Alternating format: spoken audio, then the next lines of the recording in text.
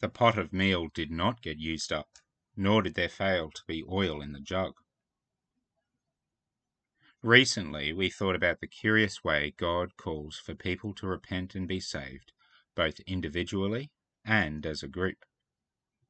Wading through these records of sinful king after sinful king, it can get tiring. Do we not live in similar times, where each successive national leader seems to be further away from God than his predecessor? But we have more than one setting on the microscope we point towards human nature. Here in the 17th chapter of 1 Kings, we move inwards. We get a closer view of the individual subjects over whom these evil sovereigns reigned.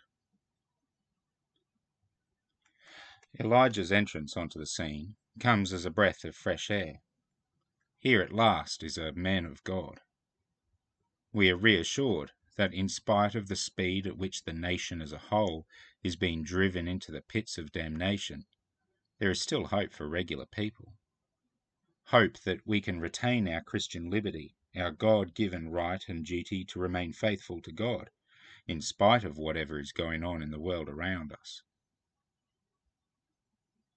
The throne of David is, it would seem, empty. There are only pretenders keeping the seat warm. But God looks at individual souls, into the hearts of each and every one of his creatures, to see who is faithful and holding a flame to righteousness from his perspective. And just as the promise that there would be a king in the line of David forever was to be kept in the person of Jesus Christ, God's promise to care for all who love him is fulfilled in everyday people like Elijah and the widow at Zarephath. If, for example, the television tells us that our bread supply is threatened because the Ukrainian wheat ports are blocked, we are not to be concerned. God will keep our pot of meal from being used up. There will not fail to be oil in the jug. Not one sparrow falls from the sky without our Father's knowing, and we are worth more than many sparrows.